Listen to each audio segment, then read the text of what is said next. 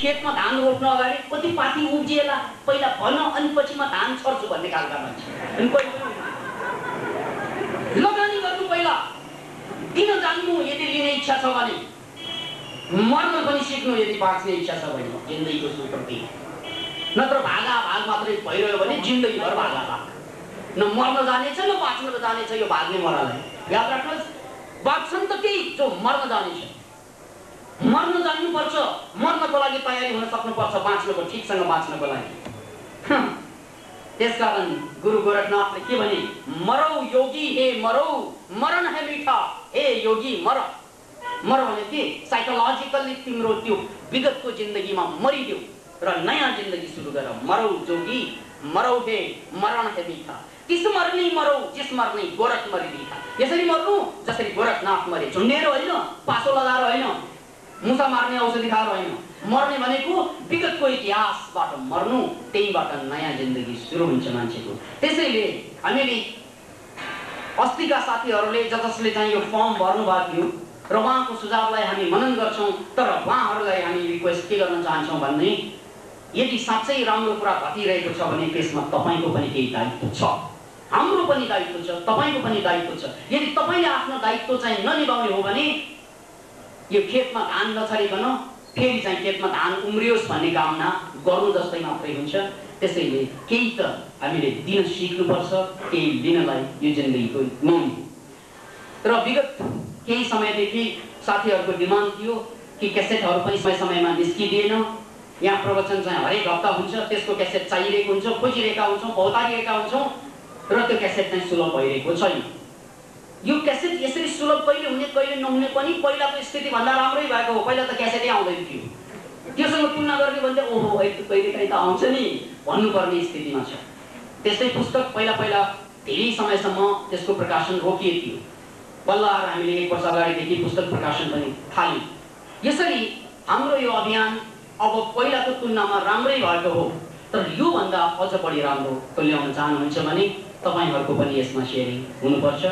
र अहिलेसम्म हामीले जीवन विज्ञान समूह भनेर एउटा जुन ग्रुप गठन भयो र हाम्रो let us fit the mission into our profession भन्ने जुन नारा हो, प्रोफेसनलाई, कामलाई चाहिँ मिसनलाई प्रोफेसनसँग जोडेर लग्यो भने मात्रै हामी लक्ष्यमा पनि पुगिरहेका हुन्छौँ र हाम्रो आर्थिक समस्या पनि हल हुँदै जान्छ। र यही पाठ हामीरा केही साथीहरूले सिक्नु भएको छ र त्यसलाई इम्प्लिमेन्टेसन स्वरूप रेकी स्टोरहरू खोलियो, रेकी क्लिनिकहरू खोलियो र त्यही प्रसङ्गमा केही साथीहरूले जाँगर चलाएर नै अहिले चाहिँ क्यासेट र किताबहरू प्रदर्शन र प्रकाशन गर्दै हुनुहुन्छ। र त्यही प्रसङ्गमा यहाँ उमेश्वरजीको पनि कुरा गरौँ। उहाँ पनि एकजना तपाईँहरू जस्तै श्रोता, तपाईँहरू जस्तै उहाँ पनि प्रवचनमा आउनुहुन्थ्यो, रेकी लिनुभयो र त्यसपछि उहाँलाई पनि त्यो लाग्यो कि यो हाम्रो कार्यक्रमलाई उहाँसँग भिडियो छ र त्यो भिडियोबाट खिचेर राख्नु सक्यो भने गाउँ गाउँमा देखाउन मिल्छ, ठाउँ ठाउँमा देखाउन मिल्छ, कोठा कोठामा देखाउन मिल्छ। प्रवचन यो हलमा काठमाडौँको 10 लाख मान्छे त आउँथिँदैन, या नेपालको 2 करोड त आउँथिँदैन।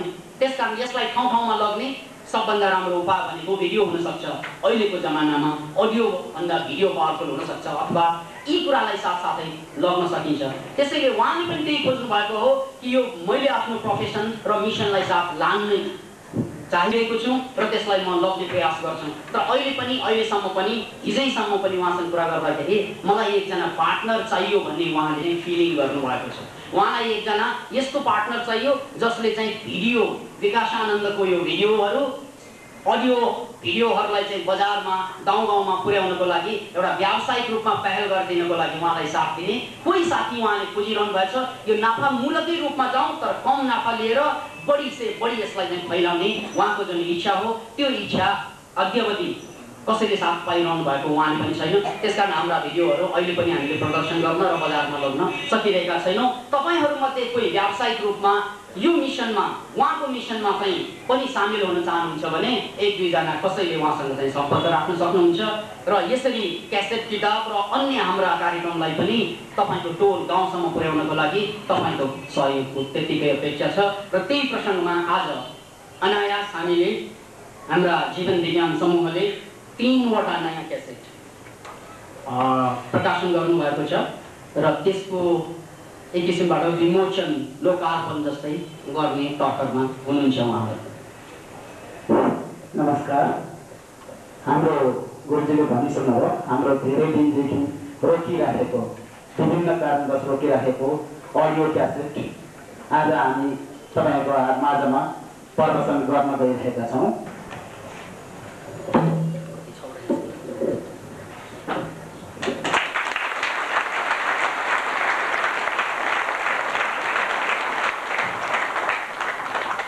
र तपाईहरुको माझमा यो क्यासेट हामी पुर्याउन छौँ अहिले पनि। र यो क्यासेटको मूल्य बजारमा पुग्दाखेरिमा त 60 रुपैयाँ हुन्छ भनेदेखि आज हामीले यहाँ प्रदर्शन गराएको भएको हुनाले 10% छुटमा 10% छुट 55 रुपैयाँमा तपाईहरुको माझमा ल्याइरहेका छौँ। र तपाईहरु नहातालिनुहोस्, हामी हाम्रो साथीहरुको मार्फतबाट तपाईहरुको माझमै यो क्यासेट पुर्याउने छौँ। अहिले हामी प्रश्न उत्तरको कार्यक्रममा जाउँ। र प्रसङ्गवश अझै एउटा सूचना यहाँहरूलाई सूचित गर्न चाहन्छु एउटा परिवारको हैसियतले, किनभने हामी विगत 2 वर्षदेखि यसरी प्रवचनमा भाग लिँदै आइरहेका छौँ कतिपय साथीहरू। र त्यही प्रसङ्गमा जसरी तपाईहरूले यो मासलाई देखिरहनु भएको छ, कतिपय साथीहरू ठाउँ नपाएर पछाडि उभिरहनु भएको छ। र योगी सर, आत्मबल बढाउन के गर्नुपर्छ? यो रामायण 12 वर्ष पढेर सीता जोइकी कोही भन्ने कुरा आए जस्तो लाग्यो। किन भन्नाले अघिदेखि मैले संयमको कुरा गरेँ, त्यो संयमैबाट आए आत्मबल बढ्छ भन्ने कुरा पनि यत्रो व्याख्या भयो। अब फेरि त्यो कस्तो हुन्छ? यदि यो कुरा फेरि दोहोऱ्याएर सुन्ने हो भने यो अहिले टेप भएको क्यासेट चाहिँ तपाईँले सुन्नुहोस् र त्यसपछि चाहिँ थाहा हुन्छ भन्नु परिरहेछु मैले।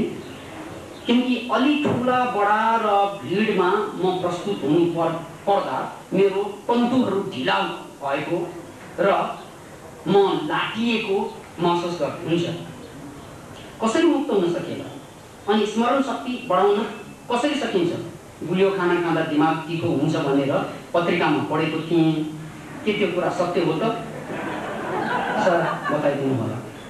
डेफिनेटली गुलियोबाट दिमाग तिखो हुन्छ, त्यसमा संख्या छैन। त्यो लेख्ने मान्छेलाई धन्यवाद पनि दिनुपर्छ र गाली पनि दिनुपर्छ। धन्यवाद यस अर्थमा कि गुलियो भनेको 2 किसिमको हुन्छ, एउटा रिफाइन्ड सुगर र अर्को कम्पाउन्ड सुगर।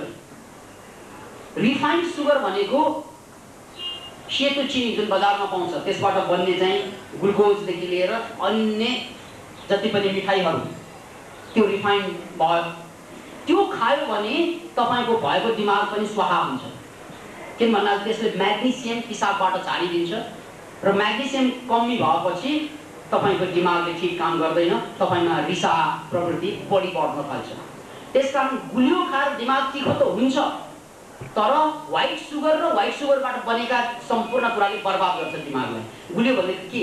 फलफुलको गुलियो, जस्तै ड्राई फ्रुट्सको गुलियो, सक्खरकै गुलियो, महको गुलियो। गुलियो भनेको त्यो। त्यसकारण बताउने मान्छेले त्यो कतै कुनै इंग्लिश पत्रिका या हिन्दी पत्रिकाको सारेर लेख्यो भने त्यस्तै हुन्छ होला।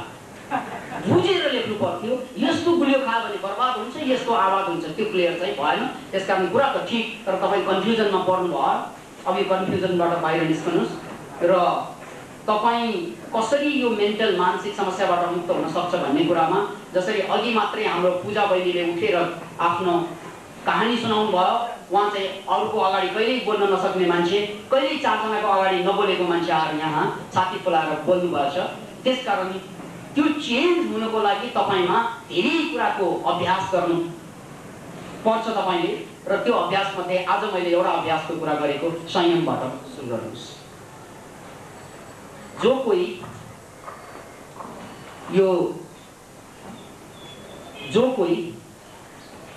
कोही भनेर मैले उल्टो बाटो पढेँ, अब फेरि म सुल्टो बाटो पढ्छु। आदरणीय गुरुज्यू, हजुरले आफ्नो तर्कबाट त आफ्नो निष्कर्ष गरी काम गर्ने, तर जुन साथीहरूबाट मलाई घृणा हुन्छ र अरू जो कोहीबाट पनि घृणा हुन्छ वा जो कोही क्षणिक माया पनि गर्छ, त्यसलाई कसरी अङ्गाल्ने त्यो पनि भनिदिने आभारी हुने थिए। सूर्य राय माझी, तपाईको शुभचिन्तक। सूर्यजी, यदि तपाईको पहिला नै आमा बाउ दाजुभाइ अथवा साथीहरूसँग दुश्मनी बढिसकेको छ, समस्या धेरै जटिल भइसकेको छ र उनीहरूको त्यो दुश्मनीबाट मुक्त चाहनुहुन्छ, नयाँ जीवन खोज्नुहुन्छ भने म तपाईलाई रेकीमा सिकाइने अथवा मैत्री भावनाको ध्यान गर्न अनुरोध गर्छु। मैत्री भावनाको ध्यान यस्तो ध्यान विधि हो जसबाट तपाईका टुटे फुटे बिग्रेका सम्पूर्ण समस्यालाई मर्मत गर्ने सबभन्दा रामबाण उपाय हो र यसको आविष्कार पनि स्वयं तथागत गौतम बुद्धले गर्नुभएको हुँदा यो ध्यान हजारौं वर्षबाट परीक्षित र अहिलेसम्म चलिरहेको ध्यान हो र यो ध्यान साधना तपाईले रेगुलर गर्ने हो भने तपाईको यो कोहीसँग पनि नाता जोसँग चाहिँ टुटिरहेको छ त्यो आफसे आफ जोड्न थाल्छ। तपाईले गएर हात मिलाउनै जानु पर्दैन, उसले खोजी खोजी हात मिलाउन आउँछ। तपाईले आमालाई गएर बाउलाई गएर त्यो दुश्मन भइरहेका साथीहरूलाई गएर कन्भिन्सै गर्न जानु पर्दैन। तपाईँ घरमा गएर ध्यान गर्नुहोस् मैत्री भावना, पछि उनीहरूले खोजी खोजी तपाईँ कहाँसम्म पुगेर माफी माग्नु बेर छैन। किनभने तपाईले ध्यान गर्दा जुन मेन्टल वेभ क्रिएट गर्नुहुन्छ त्यो वेभबाट उनीहरूलाई प्रभावित गरेर तानिन्छ। त्यसकारण मैत्री भावना गर्नेको लागि म रिक्वेस्ट गर्छु। डाक्टर विकासानन्दज्यू, मेरो एकजना साथी आफूलाई डिप्रेसन भएको शङ्का गरी औषधि पनि खान थालिसकेको छ। यस्तो अवस्थामा यदि उनलाई डिप्रेसन भएको वा नभइकन पनि औषधि खाएको भए म उसको एक नजिकको साथीको नाताले के गर्न सक्छु? उनले विगतमा स्कुल टप तथा क्याम्पस टप मार्क ल्याउँथे, तर आज बीएससी एक्जाममा एउटा पेपर ड्रप दिइसकेको छ, तर भविष्यमा यस्तो नहोस् भन्ने चाहन्छु। अब म के गर्न सक्छु? जवाफको अपेक्षामा छु। मदन सुवालजी, एकजना मान्छे पानीमा डुबिरहेको हुन्छ, त्यो डुबिरहेको मान्छेलाई पानीबाट निकाल्न मैले के गर्न सक्छु भनेर कसैले मलाई सोध्यो भने म के भन्छु भन्नाले स्विमिङ सिकेको छ कि छैन? पहिलो कुरा सिकेको छैन भने तपाईले केही पनि गर्न सक्नुहुन्न। तपाईँ डाइरेक्ट केही गर्नुभयो भने तपाईँ पनि डुब्नु भयो। त्यसकारण प्राय मान्छेहरू अरूलाई झगडा छिन्न जाने मान्छेहरू छन् नि, बिचमा गएर अनि त्यो झगडा छिन्न जाँदा उसलाई ठप्पर पर्यो भने ऊ पनि मुक्कामुक्की गर्न थाल्छ। त्यसकारण झगडा छिन्ने तपाईको हैसियत छ कि छैन त्यो पनि बुझ्नुहोस्। तपाईँ पनि उनीहरू जस्तै होला। अहिले मुक्का नपरेको कारणले गर्दा तपाईँ मध्यस्थता गर्नुभयो होला, तर तपाईको मध्य भागमा चाहिँ मुक्का आएपछि तपाईँ पनि युद्धमा हाम फाल्नुहुनेछ। त्यसकारण एउटा कुरा, अरूलाई बचाउन अगाडि आफूलाई बचाउनु पर्छ। अरूलाई पानीबाट निकाल्नु छ भने तपाईले स्विमिङ खेल्न जानेको हुनुपर्छ। यदि त्यस्तो होइन भने तपाईँ पनि डुब्ने, उसलाई पनि छिटो डुबाउने काम हुन्छ। र अहिलेलाई यो अर्थमा त्यो साथीलाई तपाईले डाइरेक्टली गएर केही सहयोग त गर्न सक्नुहुन्न, तर त्यो डिप्रेसनको कारणमा भोजनको कारण पनि छ। भोजन भिटामिन B12 पुगेन भने मान्छेलाई छिटो डिप्रेसन हुन्छ। 21 दिनसम्म मात्रै कसैलाई उसको भोजनबाट भिटामिन B12 निकालिदियो भने उसलाई डिप्रेसन हुन थाल्छ। त्यसकारण उसको भोजन चेक गराउनु पर्यो। त्यसकारण उसलाई भिटामिन सप्लिमेन्ट दिनुस् पहिला। अब त्यो पनि तपाईले दिन सक्नुहुन्न, त्यसको लागि पनि तपाईले त्यस्तै सहयोगी कसैसँग लिनु पर्यो, किनभने तपाईलाई कुन कुन सप्लिमेन्ट दिनुपर्छ त्यो थाहा छैन। त्यसै त मैले भने तपाईले उसलाई मेन्टल डाक्टर कहाँ अथवा साइकियाट्रिस्ट कहाँ लगेर उपचार गराउनु भनेको सायद त्यो भुल पनि हुन सक्छ। किन भन्नाले त्यो औषधि खाइसकेपछि ऊ तगडा हुनु भनेको धेरै कम चान्सेस हुन्छन्, किनभने त्यसको साइड इफेक्ट छ। त्यसैले उसलाई नेचुरल रूपमा यदि त्यसबाट उभार्नु छ भने पहिलो कुरा उसलाई व्यायाम गराउनुहोस्। याद राख्नुहोस्, उसलाई व्यायामको लागि उत्प्रेरित गर्नुहोस्, किनभने व्यायाम गर्दा एन्डोर्फिन आफै सक्रिय हुन्छ, जसको कारणले गर्दा डिप्रेसन चाहिँ खत्म हुन जान्छ, डिप्रेसन चाहिँ हट्न जान्छ। नियमित रूपमा व्यायाम गर्नु डिप्रेसनबाट बच्ने एउटा सशक्त उपाय हो, नम्बर 1। नम्बर 2, उसको डाइटलाई चेन्ज गर्नुहोस्। उसको डाइटमा भिटामिन्सहरू, खासै गरी बी कम्प्लेक्सहरू बढी समाविष्ट हुनु पर्यो र यी दुई कुरालाई तपाईले अहिले उनलाई सुझाव दिन सक्नुहुन्छ भने त्यो गर्नुहोस्। सर्वप्रथम गुरुदेवमा प्रणाम। शरीरमा भएको 12वटा पोइन्टमा रहेको 12वटै रङ्गले सायद आफ्नो कार्य गर्छ होला। कृपया ती कुन रङले कुन कार्यमा सहयोग गर्छन्? शिष्य दिवी श्रेष्ठ। अब यो रङ्गको प्रसङ्गमा हामीले यहाँ व्याख्या गर्दा बेला नि कुबेला बजिनेला जस्तो नहोला, किन भन्नाले प्रवचन चलिरहेछ संयमको, यहाँ फेरि रङ्गको कुरा आइरहेछ। त्यसकारण यो रङ्गको कुरा कुनै दिन हामीले रङ्ग आयो भने त्यही दिनमा रङ्गको ढङ्ग मिलाएर रङ्गका अङ्ग प्रत्यङ्गका व्याख्या गरिनेछ। गर्न दुई कुरा जीवनमा नितान्त आवश्यक छ, एक समय र दोस्रोमा स्पिड र एक्सेलरेसन। स्पिड एन्ड एक्सेलरेसन हो भन्नुभयो। यो स्पिड र एक्सेलरेसनको अलि व्याख्या र यो कसरी गर्ने भनेर बताइदिनु होला कि? फेरि रामायणकै कुरा, जोइकी पोइसीता। यो स्पिड र संयमलाई त्यसलाई चेन्ज गर्नको लागि तपाईले जुन शब्द बोल्नुहुन्छ त्यसलाई पालना गर्नुहोस्, पालना नगर्ने शब्द नबोल्नुहोस् भनेर मैले अघिदेखि व्याख्या गर्दै थिएँ। भनेको कुरा गरिहाल्नुहोस्। कसैलाई 10 वर्ष अगाडि पैसा दिन्छु भनेको अहिलेसम्म नदिएको होला, यहीँ हाँस्छन्। अहिले गरिदिन्थ्यो के भन्नाले मैले विगतमा गल्ती गरेँ, त्यो गल्तीको एहसास भयो भने तपाईँलाई ठिक निद पनि सुत्न दिँदैनन्। त्यसको परिणाम तपाईँ मानसिक रूपमा डिप्रेसन हुन पनि बेर्छन् पछि गएर। त्यसकारण विगतमा भनेका यो गर्छु, यो ठाउँमा जान्छु, यो त्यो भनेर भनेका पोजिटिभ कुरा जम्मै गर्दैनन्। पहिला याद राख्नु, विगतमा तपाईँले सङ्कल्प गरेको म मनोकामना जान्छु भनेको 10 वर्ष भयो भने अहिले गइहाल्नुहोस्। तर मैले फल्ना मान्छेलाई मार्छु भनेको 4 वर्ष भयो, आज मार्छु भने नजानु।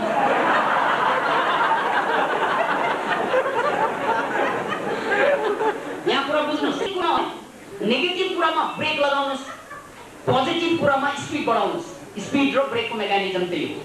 नेगेटिभ कुरा जति छन् त्यसलाई ब्रेक लगाउँदै जानुहोस् र पोजिटिभ कुरालाई स्पिड अप गर्दै जानुहोस्। तपाईँले 30 वर्ष अगाडि भनेका कुरा पनि आज याद छ भने त्यो गएर पालना गर्नुहोस्, यदि पालना भइरहेको छैन भने। तर नेगेटिभ कुरालाई अब सबैको लागि तेलाङ्गरी दिँदै जानुहोस्। यो हो ब्रेक। नेगेटिभमा ब्रेक, पोजिटिभमा एक्सेलरेसन बढाउँदै जानुहोस्। आदरणीय गुरुजी, प्रश्न सोध्ने क्रममा मेरो प्रश्न यो छ कि संयम जसलाई जीवनको आदर्श मान्छौँ, जिद्दीपनासँग के कति कारणले अन्तर छ? धेरै अन्तर छ।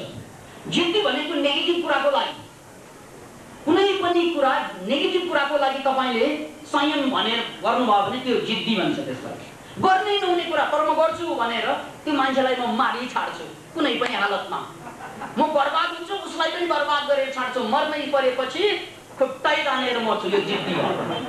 अनि जिद्दी गर्दा रड्डी हुन्छ अनि पुरानो कागजको भाउमा बेचिन्छ। त्यसकारण नेगेटिभ कुरामा संयमलाई प्रयोग गर्यो भने त्यसैलाई जिद्दी भनिन्छ। छोराछोरीहरू छन् नि, साना साना नानीहरू जिद्दी गर्न थाल्छन्, गर्नै नहुने कुरामा पनि जिद्दी गर्छ उसले, किन भन्नाले उसलाई थाहा छैन त्यो जिद्दी गर्नु हुँदैन भनेर। त्यसकारण जिद्दी र संयमको अर्थ बुझ्नुहोस्। त्यही जिद्दी नेगेटिभमा पर्यो भने त्यही कुरा जिद्दी बन्छ, पोजिटिभमा पर्यो भने त्यही कुरा संयम बन्छ। त्यसकारण जिद्दी र संयम भनेको धेरै टाढा कुरा होइन। जिद्दी नगर्नुहोस् भनेको मतलब नेगेटिभमा नगर्नुहोस् भनेको, अनि जिद्दी चाहिँ छोड्नु भनेको पोजिटिभमा त अडान र हट दुईवटा शब्द अर्को पनि छैन। अडान लिनु भनेको के? पोजिटिभ कुरामा म यो अडान म छोड्दिनँ, चाहे म मर्छु तै पनि कर्मले अडान छोडेनन्। त्यस्तै चाहिँ कतिपय ज्ञानीहरूले अडान छोड्दैनन्। जस्तै बुद्धले 6 वर्ष ध्यान गर्दाखेरि अन्तिम दिनमा पद्मासनमा यसरी पद्मासन कसेर के भनेका थिए भने म अब बुद्ध नहुन्जाल, यानि म मुक्त नहुन्जाल, यो आसनबाट छोड्दिनँ, म मर्छु तर छोड्दिनँ भनेर ध्यान बसेको त्यही अडानबाट बुद्ध त मुक्त भयो। त्यो हो अडान। किन भन्नाले त्यो पोजिटिभ कुराको लागि। तर तँलाई बेइज्जत नगरी छोड्दिनँ म, हेर न सडकमा बेइज्जत गर्छु म भने पछि लाग्नु, त्यो पनि संयम हो। सबै कुरा छोडेर उसकै पछि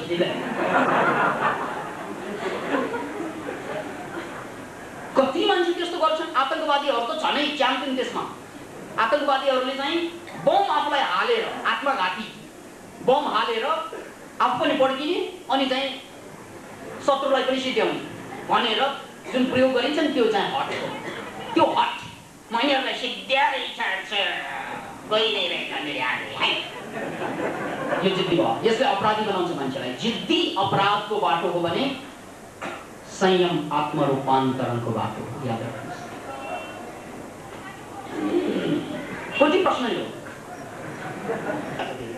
किन भन्नाले चाहिँ त्यो पीडा खप्न सक्दैन। धेरै ठुलो संयम एकैपल्ट गर्नु पर्दैन। जस्तै म पद्मासनमा बस्नु पनि यो पनि संयम हो। अहिले म पद्मासनमा कति 10 मिनट बस्न सक्छु भने 15 मिनट त कुनै पनि हालतमा बस्छु भन्नु त्यो संयमै हुन्छ होइन। 5 घण्टा बस्छु भनेर संयम गर्यो भने खुट्टा भाँचिएन। किन भन्नाले म बस्नु सक्ने 10 मिनट, उसले 5 घण्टा अहिले बुझ्नु हुँदैन। मैले यदि 4 घण्टा चाहिँ मजाले बस्न सक्छु भने अब 5 घण्टा बस्छु भन्न मिल्छ। तर 5 मिनट बस्न नसक्ने मान्छेले 15 मिनटमा जानु ठिकै होला, 5 घण्टामा जानु ठिक हुँदैन। त्यसकारण संयम गर्दाखेरि तपाईँले एक कदम अगाडि मात्रै संयम गर्नु शरीरलाई। भनौँ तपाईँले जति सकिन्छ त्योभन्दा अलिकति मात्रै बढाउनुहोस्। तपाईँलाई थाहा छ महाभारतमा यस्तो एउटा प्रसङ्ग छ। महाभारतका 101 पात्र चाहिँ शक्तिशाली भन्नुको कारणै त्यही हो। त्यहाँ हेर्नुहोस् त कृष्णको संयम बडो गजब छ। शिशुपालले कृष्णलाई गाली गरेको थिएन। अब कहाँ कृष्ण कहाँ शिशुपालले गाली गर्दै गए। कृष्ण मुसमुस हाँस्दै थियो, तर उनले के भने, 100 वटा गाली नखाएसम्म म यसलाई केही पनि गर्दिनँ, 100 वटा नपुगेसम्म मैले यसलाई केही पनि गर्दिनँ। 50 वटा पुग्यो, उसलाई सम्झाउनु ए साक्षात् नारायणलाई गाली गर्नु हुँदैन, बर्बाद होला त, तै पनि गाली गरे, ग्वाला बेइमान, तरुणीको पछाडि पछाडि नाच्ने, यति गाली यति। कृष्ण मुसमुस हाँस्दै थिए, 100 वटा 99 पुग्यो, भर्खर पखन भन्दै थियो। संयम हेर्नुहोस् त्यहाँ, 100 वटा पुग्न साथ कृष्ण अर्को सुदर्शन। तपाईँले पनि त्यही संयम सिक्नुपर्छ। कति मिनटको संयम? पैसामा पनि त्यही। कसैले तपाईँको चाहिँ 500 पचाइदिन्छ भने ठिकै छ, 1000 सम्म म पचाउनु छोड्छु, म 1000 पचाइदिन्छ 2000 सम्म छोड्न सक्छु, त्यसरी जानुपर्छ। अब तपाईँको घरै खाइदिएको छ भने त संयम गरेर पाएन। किन? तपाईँको क्षमता छैन। क्षमता छ भने त्यो पनि हुन्छ। क्षमता छ भने त घर खाए पनि ठिकै छ नि, म त बाँकी छु नि, मैले अर्को बनाउँला, त्यस्तो क्षमता छ भने त्यो पनि ठिक छ। तर छैन भने एक स्टेप अगाडिको मात्रै संयम गर्नु। थाहा नगरेर त थाहा पाउनु, भएको सत्य किन थाहा पाउनु पर्यो? याद राख्नुहोस् यो कुरा। वैज्ञानिकहरूले करोडौँ रुपियाँ त्यो सत्य तथ्य जुन थाहा भएको छैन अहिले, त्यो थाहा पाउनलाई नै खर्च गर्ने हो, त्यसैमा समय बिताउने हो, त्यसबाट थाहा पाउने हो। थाहा नभए थाहा पाइसकेपछि त फेरि थाहा पाउनु पर्दैन थियो। अब यहाँले सत्यको अर्को अर्थ लिनुभएको हो भने मैले यहाँ क्लियर भएन। सत्यको अर्को एउटा पनि अर्थ छ, त्यो के त भने परम सत्य। यस्तो सत्य जसको चेन्जै हुँदैन, एब्सोल्युट ट्रुथ। त्यो एब्सोल्युट ट्रुथ भनेको विज्ञानले पत्ता लगाउन सक्दैन। त्यो एब्सोल्युट ट्रुथ पत्ता लागिसकेपछि तपाईँ स्वयं भगवान हुनेछ, तपाईँ स्वयं सिद्ध हुनेछ, तपाईँ स्वयं मुक्त बुद्ध हुनेछ। त्यो एब्सोल्युट ट्रुथ त विज्ञानको मामला होइन। तर यहाँ ट्रुथ भनेको, सत्य तथ्य भनेको रिलेटिभ सत्य तथ्यको कुरा हो। त्यो कुरा वैज्ञानिकहरूले परीक्षण गरेर थाहा पाउने कुरा हो। सङ्ख्या त मलाई याद। भोलि अर्को मान्छेले आएर के भन्ला, सर तपाईँको चाहिँ यो कट्टु लाएर प्रवचन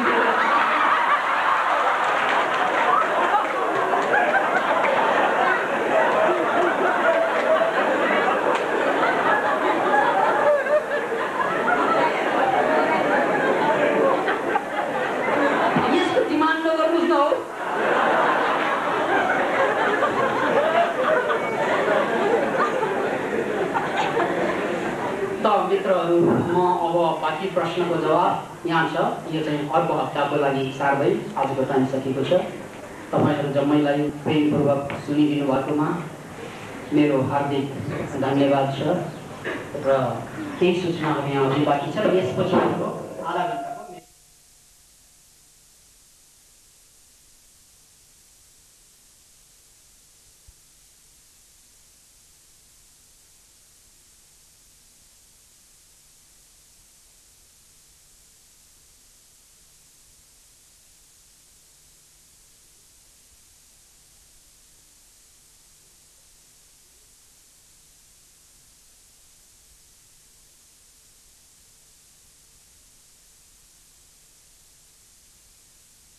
हार्दिक अभिवादन।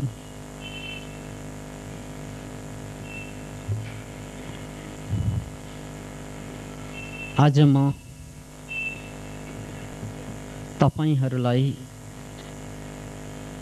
मनोक्रान्तिको परिचय आध्यात्मिक पृष्ठभूमिमा दिन गइरहेछु। यानी बौद्ध धर्ममा हामीले त्रिशरणको शरणमा जान्छौं।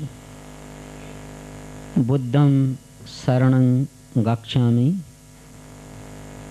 धम्मं शरणं गच्छामि, संघं शरणं गच्छामि। यसलाई त्रिरत्न भनिन्छ। जिन्दगीमा हामीले धेरै रत्न कमायौं होला, रत्न भनेको अमूल्य ढुङ्गा। तर ती सम्पूर्ण रत्न भन्दा पनि अझै महत्त्वपूर्ण रत्न, जसको अभावमा जिन्दगी बन्दैन, त्यो हो त्रिरत्न। यो त्रिरत्न र मनोक्रान्ति, यी दुई कुरालाई जोडेर हामीले एउटा जीवनको नौलो बाटो प्रस्तुत गर्दैछौँ। पछाडि ब्यानरमा मनोक्रान्ति देख्दा तपाईहरूलाई बार बार मनमा लागिरहेको होला कि के होला त यो मनोक्रान्ति भनेको। किनभने बाहिरका क्रान्तिहरू, राजनीतिक क्रान्तिहरू धेरै सुन्यौँ हामीले, देख्यौँ पनि हामीले, भोग्यौँ पनि हामीले। र मनोक्रान्ति न हामीले देख्यौँ, न हामीले सुन्यौँ, न हामीले भोग्न पाइरहेका छौँ। र यो मनोक्रान्तिको अर्थ के हो, मनोक्रान्ति हामीलाई आवश्यक किन छ, यसको व्याख्या नबुझिकन, यसको अर्थ नबुझिकन हामी यसबाट फाइदा उठाउन सक्दैनौँ। त्यसैले पहिलो कुरा मनोक्रान्तिलाई बुझौँ। मनो भनेको मन भयो, चित्त भयो। अहिलेसम्मको संसारमा क्रान्तिको नाउँमा जे जति क्रान्ति भयो त्यो बाहिरको क्रान्ति हो। राजनीतिक क्रान्ति छोडेर पनि हरित क्रान्ति भनेर कृषिको क्रान्ति भयो, श्वेत क्रान्ति भनेर दुग्ध विकासको क्रान्ति भयो। एवं रीतले विभिन्न किसिमका क्रान्तिहरू अगाडि आए। तर एउटा कुरा याद राख्नुहोस्, जे जति क्रान्ति अगाडि आए ती क्रान्ति जम्मै बाहिरको क्रान्ति हो। क्रान्तिको अर्थ एउटा अर्थ हो पूर्ण परिवर्तन, पूर्णतया परिवर्तन, ड्रास्टिक चेन्ज। क्रान्ति भनेको उलटपलट हो। पूर्णतया कुनै चिज परिवर्तन भयो भने त्यसलाई क्रान्ति भनिन्छ। यसकारण क्रान्ति भनेको नारा र जुलुसको कुरा मात्रै होइन, हत्या र हिंसाका कुरा मात्रै होइन, राजनीतिक पलटका कुरा मात्रै होइनन्। क्रान्ति भनेको हाम्रो जीवनको कुनै पक्षमा आमूल परिवर्तन भयो भने, पूर्णतया परिवर्तन भयो भने, नयाँ डिमेन्सनमा जीवन आयो भने त्यसलाई पनि क्रान्ति नै भनिन्छ। यसैले क्रान्ति शब्दबाट हामीले राजनीतिक अर्थ मात्रै लगाउनु हुँदैन। राजनीतिक अर्थ लगाउनु पनि मिल्छ, तर जीवनको आमूल परिवर्तन जहाँ घट्छ त्यो क्रान्ति हो। र त्यो आमूल परिवर्तन नभइकन जिन्दगी बन्दैन पनि। आमूल परिवर्तन भनेको के हो त? जसरी हामी जम्मैले इतिहास बोकेका छौँ, हामीले कतिले हामीलाई धोका दिएका छन्, त्यो पनि इतिहास छ हाम्रो मस्तिष्कमा। कतिलाई हामीले धोका दियौँ त्यो पनि रेकर्ड छ हाम्रो मस्तिष्कमा। कतिले हामीलाई बेवकूफ बनायो, कतिलाई हामीले बेवकूफ बनायौँ। यो बेवकूफी बन्नु र बनाउनु, धोका दिनु र धोका खानु, यो बेइमानी गर्नु र बेइमानी गराइनु, यसको जोड हो हाम्रो इतिहास। यसकारण इतिहास हाम्रो विगत सुखद कुरा होइन, कन्फ्युजनको इतिहास हो हाम्रो। हजार हजार कुराहरू मैले गर्नु परेछ विगतमा, पास्टमा, जुन मलाई मन पर्दैन थियो। हजार हजार कुरा मैले गर्नै पाएन विगतमा, जुन मलाई मन पर्थ्यो। यो जम्मै मन नपर्ने कुरा गर्नु, मन पर्ने कुरा गर्न नपाउनु, यी जम्मै कुरा जिन्दगीको पीडा हो। यी जम्मै कुरा जिन्दगीको घाउ बनेर बस्छ तपाईको सबकन्सियस माइन्डमा। त्यसकारण तपाईले जिन्दगी भन्नासाथ नयाँ जिन्दगी देख्नुहुन्न। अब जिन्दगी भन्नासाथ अगाडि देख्नुहुन्न। अब तपाईले जिन्दगी भनेको के हो त भन्नाले तपाईको विगत, अब कसैले दिएको चोट त्यो तपाईको लागि जिन्दगी बनिरहेको छ। जिन्दगी भन्नासाथ आशा देख्नुहुन्न, तपाईले ज्योति देख्नुहुन्न, किरण देख्नुहुन्न, मुक्ति देख्नुहुन्न। जिन्दगी भन्नासाथ बाउले गाली गरेको, आमाले निषेध गरेको, स्वास्नीले गडबड गरेको, लोग्नीले बेविचार गरेको, छोराछोरीले कुरा नटेरेको, साथीभाइहरूले हेला गरेको, यो बाहेक अगाडि आउँदै आउँदैन। किनभने यी जम्मै कुरा हामीले भोगेका कुराहरू। जिन्दगीको नाउँमा हामीले अहिलेसम्म पाएको के त भन्नाले यही कन्फ्युजन, जहाँ धोका दियो धोका लियो, जहाँ बेइमानी गरियो बेइमानी गराइयो। अनि मेरो जिन्दगी भन्नासाथ मलाई थाहा छैन कुन जिन्दगी मेरो जिन्दगी। हामी जम्मैले जिन्दगी भन्नासाथ त्यही विगतको पापलाई सम्झन्छौँ अनि लाग्छ म त पापी। सपनालाई हेर्नुहोस्, सपनाले सुत्दा तपाईँलाई लखेटेको लखेटे छ, छोडे छैन। सपना सुत्दा तपाईँको पोजिटिभ आइरहेछ छैन, नेगेटिभ। सपनामा तपाईँ सुखसँग सास लिन सकिरहेछ छैन। दिन त तपाईँको त्यत्तिकै पीडाजनक छ, रात पनि कहिले सुखद भएको छ र? न रातमा सुख न दिनमा चैन। यस्तो बेचैन जिन्दगी जुन हाम्रो हातमा परेको छ, त्यसकै कारणले हामी यसलाई भुल्नको लागि कसैले रक्सी, कसैले चुरोट, कसैले बेयर, कसैले स्म्याक, कसैले अपराध, कोही कोही टेलिभिजनमा टाँसे टाँसे, यो जम्मै भाग्ने प्रक्रिया, यो व्यथाबाट। त्यसकारण हाम्रो जिन्दगी भनेको यही वहापो हो, यही अंध्यारो। नजर आती नहीं मंजिल, तड़पने से भी क्या हासिल, तकदीर में है मेरे दिल, अंधेरे ही अंधेरे है। यो बाहेक फिलिङ हामीले गर्नै पाइरहेका छैनौँ, गर्नै पाइरहेका हुँदैनौँ। यसकारण प्राय मान्छेको जिन्दगी भनेको कन्फ्युजन। यस्तो कन्फ्युजन कि उसले किन टेलिभिजन हेरिरहेछ त्यो पनि थाहा छैन, उसले किन बिहे गरिरहेछ त्यो पनि थाहा छैन, सन्तान किन जन्माइरहेछ त्यो पनि थाहा छैन, पैसा किन कमाइरहेछ त्यो पनि थाहा छैन, छोराछोरीलाई किन हुर्काइरहेछ त्यो पनि थाहा छैन। किनभने बार बार उसलाई पश्चाताप हुन्छ। यस्ता मोराको लागि पनि कमाउने, आमा बाउलाई पीडा हुन्छ बार बार। अनि छोराछोरीलाई पीडा, यस्ता मोराहरू पनि आमा बाउ बार बार छोराछोरीको पीडाहरू, आमा बाउको पीडाहरू हामीले भोगिरहेका छौँ। जिन्दगीले कतै पनि रोशनी, जिन्दगीले कतै पनि लाइट पाएको देख्दैनौँ हामीहरू। अब हामीले एउटा अर्को भ्रम पनि पाल्यौँ। त्यो के त भन्नाले अशिक्षित मान्छेहरू मूर्ख हुन्छन् अरे, शिक्षित मान्छे बुद्धिमान हुन्छन् अरे। तर दुनियाँमा शिक्षित मान्छे जति मूर्ख र बेवकुफ हुन्छन् त्यति अशिक्षित हुँदैन भन्ने कुरा एकपछि अर्को प्रमाणहरू खोज्नै पर्दैन, हामीहरू नै छौँ,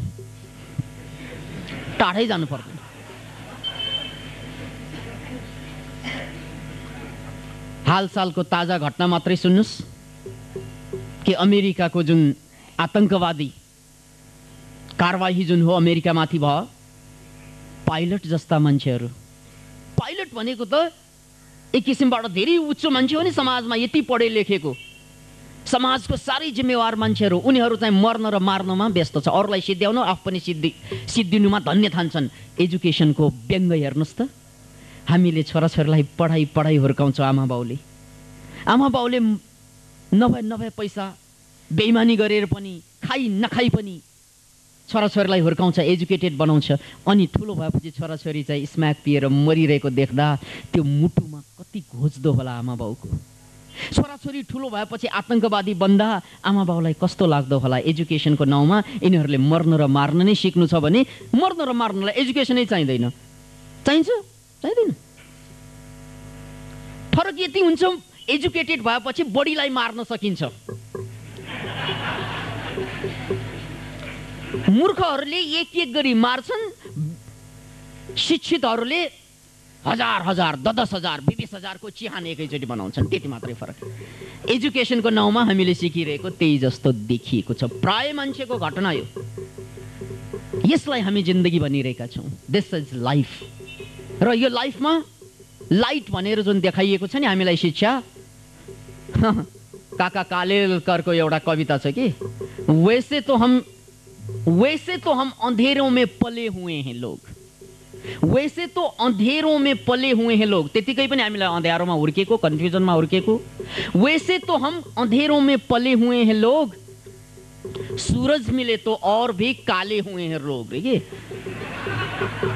शिक्षाको प्रकाश पाएर खाएको धोकाको चित्रण हो। बडा उज्यालो प्रकाश पायो, उज्यालो यति उज्यालो कि केही पनि नदेख्ने उज्यालो। कस्तो उज्यालो होला। बडा खुंखार मनस्थिति हामीले तयार पार्दैछौँ। यसैले एउटा कुरा चाहिँ हामीले पक्कै हृदयमा बुझ्नुपर्छ कि यी सम्पूर्ण उहापोहबाट, यी सम्पूर्ण कन्फ्युजनबाट, राष्ट्रले लाडिएको कन्फ्युजन, शिक्षाले लाडिएको कन्फ्युजन, आमा बाउले लाडिएको कन्फ्युजन र आफैले बनाएको कन्फ्युजनबाट मुक्त हामीले पाउनै पर्छ। र त्यो मुक्ति पाउनु भन्नु नै मनोक्रान्ति हो। मनोक्रान्तिको कुल अर्थ यति हो कि म विगतको जिन्दगी बाँच्दिन, विगतको जिन्दगीलाई बाई बाई र आउने जिन्दगीलाई हाई हाई वेलकम। विगतको जिन्दगीलाई बाई बाई, आउने जिन्दगीलाई हाई हाई, यो मनोक्रान्तिको बाटो। किन भन्नाले आजसम्म जसरी बाँचियो अब बाँच्दिन म त्यसरी। आजसम्म जसरी जिन्दगीलाई बुझेँ अब बुझ्न चाहँदैन त्यसरी। आजसम्म जसलाई मैले जिन्दगी भने त्यो जिन्दगीमा म फर्किन्न। अब यही हो मनोक्रान्ति। बाहिरको परिवर्तन मैले हेरिरहेको छुइनँ, मैले म भित्रको परिवर्तन खोजिरहेछु। मैले जिन्दगीलाई हेर्ने तरिका बदलिरहेछु। आजसम्म म जसरी बाँचे चोट र खोटमा, भ्रममा, कन्फ्युजनमा, अबबाट म बाँच्दिनँ। म विगतको मान्छे होइन पहिलो कुरा त। त्यसकारण याद राख्नुहोस्, जो सत्यको खोजमा हिँडे उनीहरूले जब जब सत्य भेट्टाए फर्केपछि उनीहरूले त्यही नाम लिएर फर्केनन्। वर्धमान भन्ने राजकुमार घरबाट निस्के थियो सत्यको खोजमा। जब सत्य भेट्टाए ऊ वर्धमान रहेन, ऊ महावीर भए। सिद्धार्थ गौतम भन्ने एकजना केटो सत्यको खोजमा घरबाट निस्के थियो। फर्कँदाखेरि सिद्धार्थ गौतम फर्केनन्, बुद्ध भएर फर्के। एकदन्तमान भन्ने एकजना व्यक्ति घरबाट निस्के थियो सत्यको खोजमा, फर्केपछि विकास आनन्द भयो। किनभने विगतको अहिलेसम्म गरेको मेरो जिन्दगी मेरो बेहोसमा गरेको जिन्दगी हो। त्यसकारण म त्यो बेहोसीको जिन्दगीमा फर्किन्न। विगतको इतिहाससँग मेरो कुनै सम्बन्ध छैन, तालुक छैन। मैले विगतको इतिहासलाई पार पाचुके दिइसके मित्रहरू, त्यो कुरा बुझ्नु। तर मान्छेको दुविधा हेर्नुहोस् कि ऊ विगतमा झुन्डिएर बाँचेको हुन्छ। 5 वर्ष अगाडि मलाई कसैले बेइज्जती गरेको, 6 वर्ष अगाडि बाउले पैसा नदिएको, 7 वर्ष अगाडि चाहिँ कसैलाई धोका दिएको, त्यसमा बाँचिरहेको हुन्छ ऊ पीडै पीडामा। किनभने विगत त पीडै पीडा हो, विगत त समस्यै समस्या हो। यसकारण पास्टमा जो बाँच्छन् ती मान्छेहरू कहिले पनि उज्यालो देख्दैनन्। उनीहरूले कहिले पनि अगाडि बढ्न सक्दैनन् उनीहरूले। किन भन्नाले विगतका जन्जिरहरूले उनीहरूलाई तानेको हुन्छ, विगतका जन्जिरहरूले उनीहरूलाई अगाडि बढ्नै दिइरहेको हुँदैन। त्यसैले पहिलो कुरा त मनोक्रान्ति भनेको विगतबाट मुक्ति हो। म विगतको जिन्दगी बाँच्दैन। अब विगतलाई मैले डिभोर्स गरिसकेँ, अब मेरो कुनै ताल्लुक छैन विगतमा। हो, विगतसँग मेरो सम्बन्ध भनेको शारीरिक सम्बन्ध होला, भौतिक सम्बन्ध होला, तर विगतसँग मेरो मानसिक सम्बन्ध छैन। विगतसँग छुट्टिनुको मतलब तपाईँले आमा बाउलाई छोडेर अर्को आमा बाउ बनाउने त्यो पनि होइन।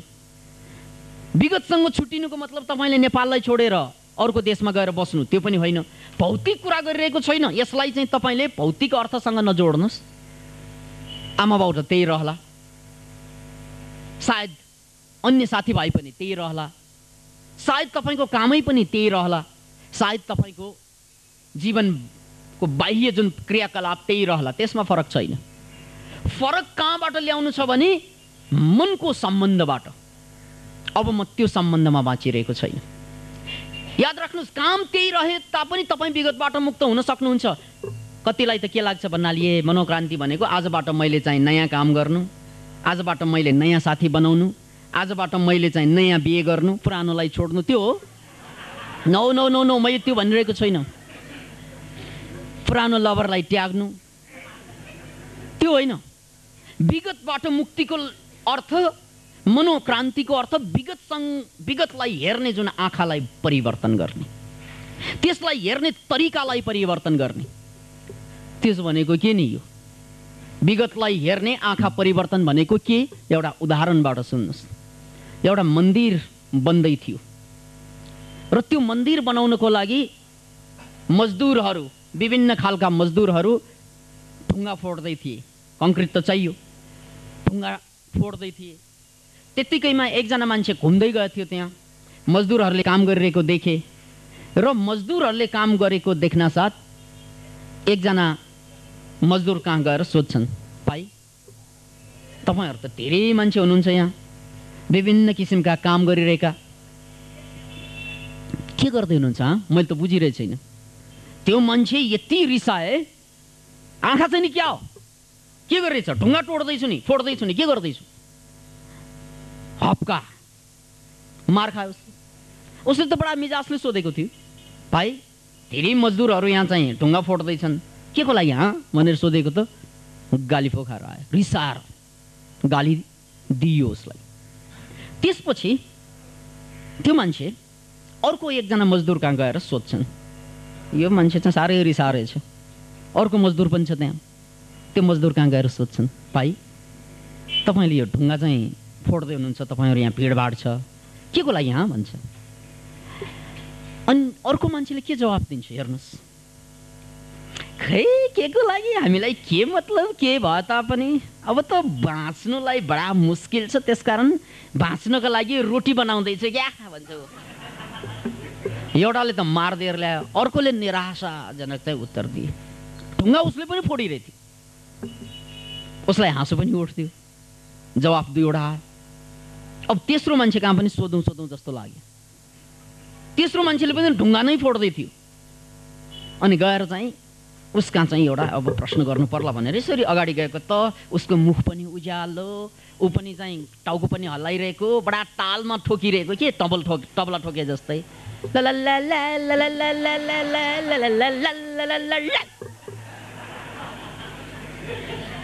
अचम्म लाग्यो उसलाई। अनि अगाडि गएर चाहिँ सोध्छन्, भाइ तपाईँहरू यहाँ धेरै मजदुरहरू हुन्छ, ढुङ्गा फोड्दै हुन्छ, के को लागि के गरिरहनु भएको तपाईँहरू? यार मन्दिर बनाउँदैछ के, भगवानको मन्दिर, त्यसकारण एउटा पुण्य कार्य हो। एउटा त आफूले मन्दिर त बनाउन सक्दैन, त्यसकारण कमसेकम यो मन्दिर बनाउने काममा म मजदुर भएर काम गर्न पाएकोमा आफूलाई धन्य ठान्छु। मन्दिर बनाउँदैछ क्या। यति अचम्म लाग्यो उसलाई।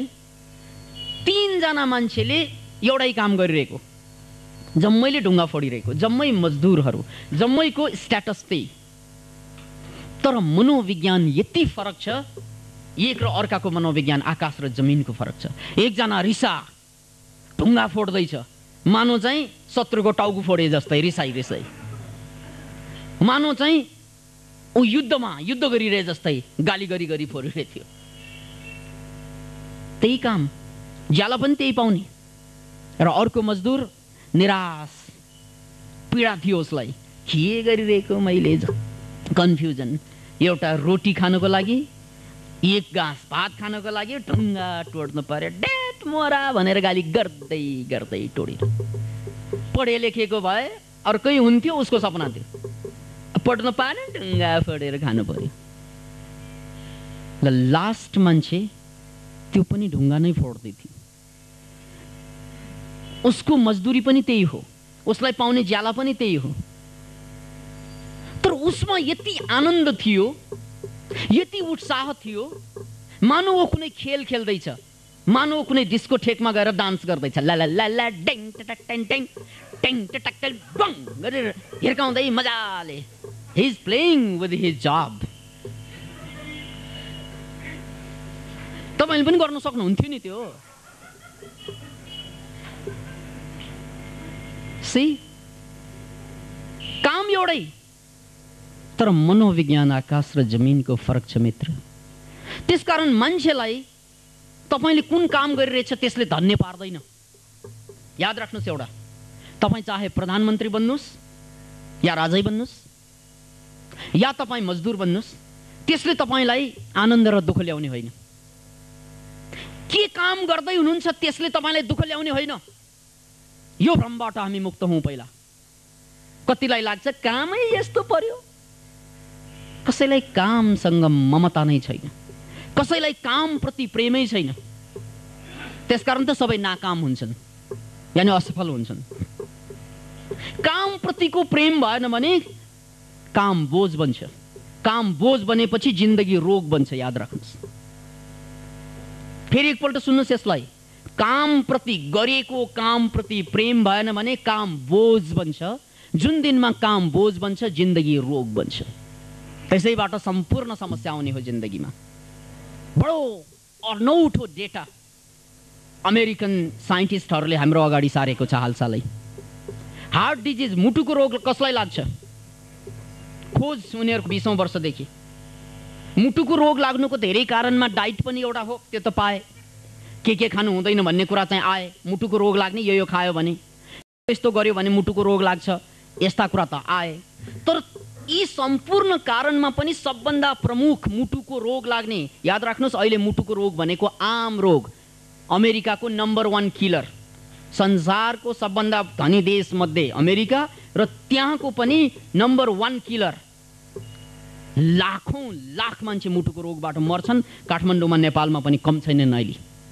र यो मुटुको रोग हुनु, आम हुँदै जानु, यो हरेक मान्छेलाई जसो चाहिँ यो मुटुको रोग लाग्ने सम्भावना बढ्दै जानुको धेरै कारण मध्ये प्रमुख कारण के त?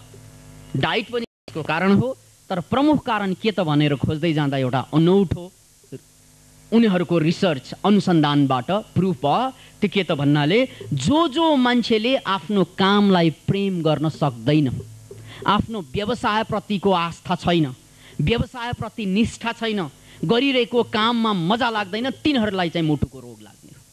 किनभने गलत खाना पनि उनीहरूले नै खाने हो।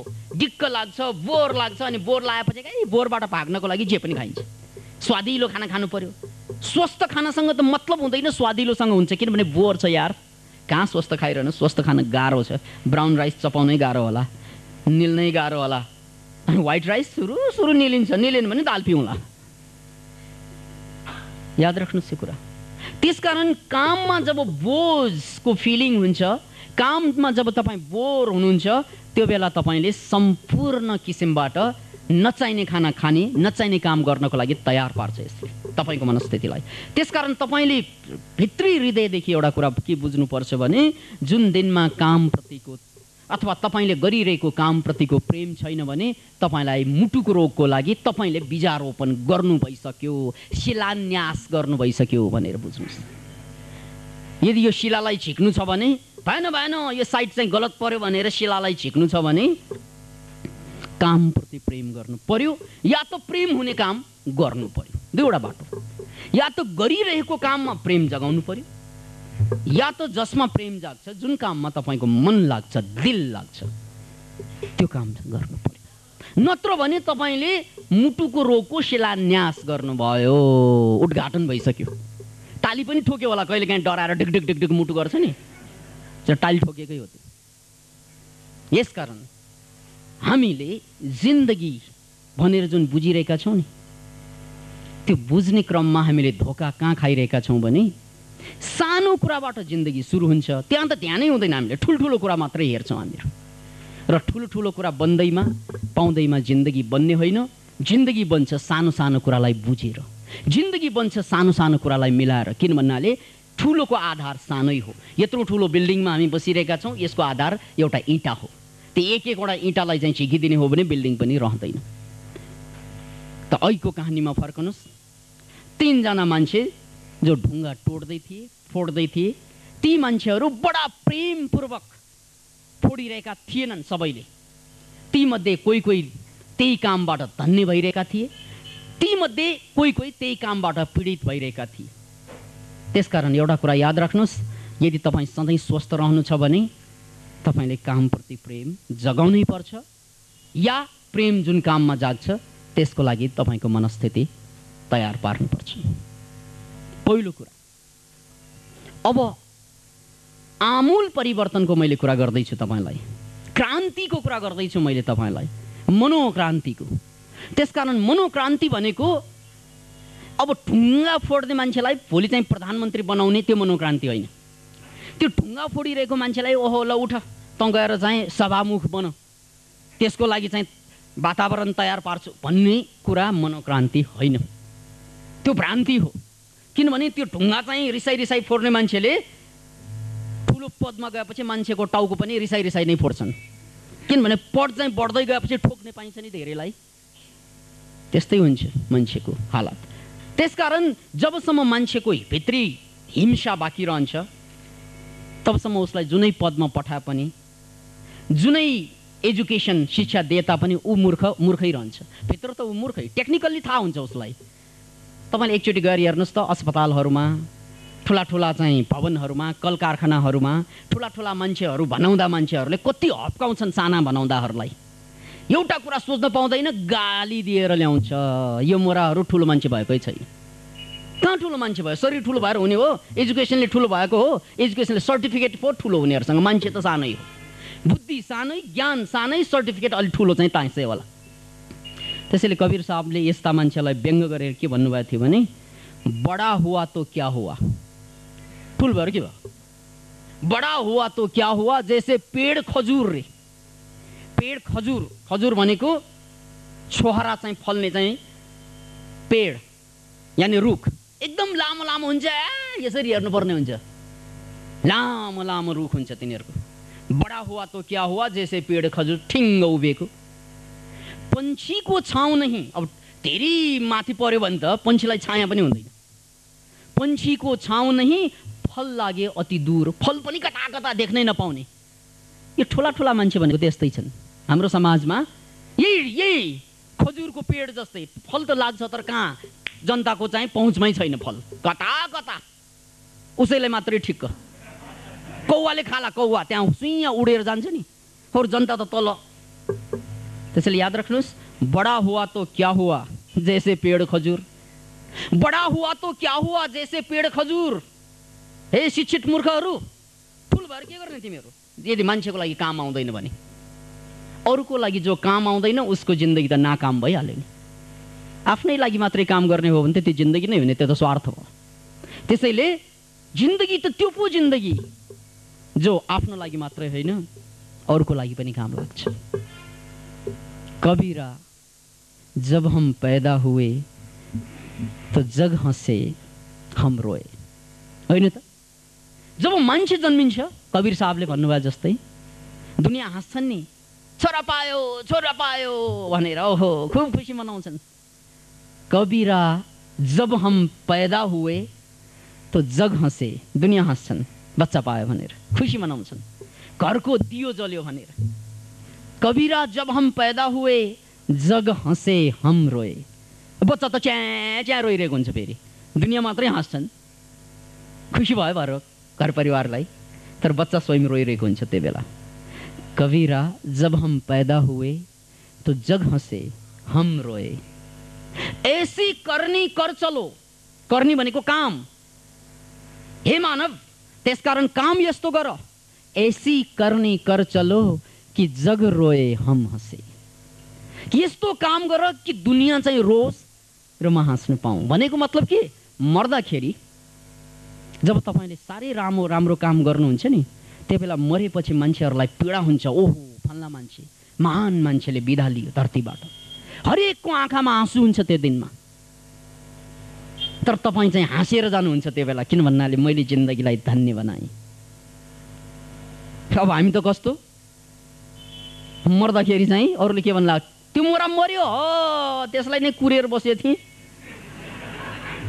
बल्ल शान्त हुनुभयो। केही पनि शान्ति हुनेवाला छैन, गडबड मचाउने तपाईँ पनि त हो नि। त्यो मोरा मात्रै होइन, कोही संसारमा बिदा लिएर कहाँ शान्त हुन्छन् मान्छेहरू। कोही मरेर ठिक हुनेवाला छ र त्यसको चाहिँ उत्तराधिकारी आइहाल्छन्, त्योभन्दा खतरनाक आउन सक्छ। त्यसकारण परिवर्तनको नाउँमा पनि हामीले नेपालीहरूले त्यही झेलिरहेका छौँ। एउटा जान्छ त्योभन्दा खतरनाक आएर बसिदिन्छ। अनि यसैले कबीरा, जब हम पैदा हुए जग हंसे हम रोए, ऐसे करनी कर चलो कि जग रोए कि हम हंसे। यही हो मान्छेको जिन्दगीको सार्थकता, धन्यता। जब हामीले समाजलाई, संसारलाई केही दिन सक्छौँ नि, हँसाउन सक्छौँ उनीहरूलाई, त्यो बेला चाहिँ मर्ने बेलामा हामी हाँस्छौँ नै, तृप्त भएर मर्छौँ र उनीहरूलाई दुःख लाग्छ हामी गएकोमा, किनभने एउटा महान आत्मा धरतीबाट बिदा भयो। खैर, यसुसले मनोक्रान्तिको कुल अर्थ हो जिन्दगीलाई हेर्ने तरिकालाई पूर्णतया परिवर्तन गरिदिनु। तपाईँ जहाँ हुनुहुन्छ, जुन अवस्थामा हुनुहुन्छ, ठिक छ, त्यसलाई चेन्जै गर्नुपर्छ भन्ने छैन। यदि चेन्ज नगरी भएन भने चेन्ज नगरिकन बस्नुपर्ने आवश्यकता छैन पनि। तपाईँ रमाउनु पर्यो जे गर्नुभएको छ, तपाईँ त्यसमा आनन्दित हुनु पर्यो जे गर्नुभएको छ। तपाईँले चाहे चाहिँ टोयलेट सफा गर्नुहुन्छ या शासन चलाउनुहुन्छ, कुरा बराबर हो। टोयलेट चलाउनु पनि बराबरै हो र शासन चलाउनु पनि एउटै कुरा हो, कामै हो दुवै। तर टोयलेट सफा गर्दा पनि यदि आनन्द हुन्छ भने त्यो धन्य हुन्छ तपाईँको जीवन। शासन चलाउँदा पनि पीडा भयो भने हार्ट अट्याक हुन्छ तपाईँलाई। हाम्रा राजा महेन्द्र त्यसरी नै मरेको होइन, मुटुको रोगले। शासन त चलाएरै बसेको हो नि, तर मुटुको रोग कहाँबाट आयो? मुटुको रोग यस्तरी नै आउँछ जब हाम्रो कामप्रतिको आनन्द आउँदैन, शङ्का लाग्छ, मानसिक द्वन्द्व चल्छ, त्यो बेला मुटु हल्लिन थाल्छ। मुटु र मनको एउटा गहिरो सम्बन्ध हुन्छ। यसुसले शासनै चलाएर पनि तपाईँ मुटुको रोगी भएर मर्न बाध्य हुन सक्छ, टोयलेटै साफ गरेर पनि तपाईँ धन्य भएर बाँच्न सक्नुहुन्छ। त्यसकारण तपाईँ के गर्दै हुनुहुन्छ त्यो मूल्यको कुरा होइन, तपाईँले कसरी गर्दै हुनुहुन्छ, द्याट इज द पोइन्ट। के होइन, कसरी। What you are doing is not important. What भन्ना साथ तपाईँले के गरिरहनु भएको छ, व्यापार गरिरहनु भएको छ कि जागिर खाइरहनु भएको छ, that is not important. Important is how you are doing that. मतलब छैन तपाईँले के गरिरहनु भएको छ, मतलब के हुन्छ त भन्नाले तपाईँले कसरी गरिरहनु भएको छ, how you are doing them.